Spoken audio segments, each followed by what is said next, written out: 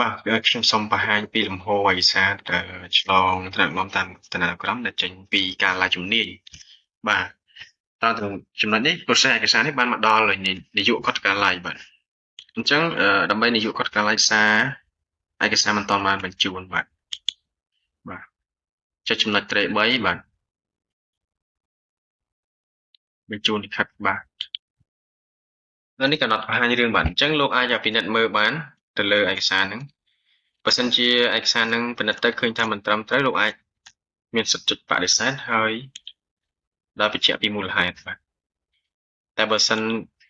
ជាលោកពិនិត្យមើលទៅឃើញថាត្រឹមត្រូវហើយលោកឯកភាពចុចបញ្ជូនបន្តហើយចំណុចនេះដែរសូមបញ្ជាក់ដែរថាកន្លែងនេះគឺជំនួយការនាយករដ្ឋការឡាយគាត់ print នេះគាត់ print file កន្លែងជួបគាត់កន្លែងក៏អាច print file នៅខ្លួនឯងបានដែរបាទអញ្ចឹងគ្រាន់តែចុចកន្លែងបោះពុម្ពនេះបាទប៊ូតុងបោះពុម្ពនេះបាទចុចទាញយកឯកសារជាមួយគ្រីសបាទហើយចុចទាញយកបាទអញ្ចឹងឯកសារហ្នឹងនឹងមកចូលក្នុងកុំព្យូទ័ររបស់លោកហើយបាទអញ្ចឹងលោកអាច print ហើយគ្រីសហើយនឹងដាក់ឯកសារហ្នឹងសុំហត្ថលេខាឧត្តមរដ្ឋមន្ត្រីបាទអញ្ចឹងកន្លែងនេះ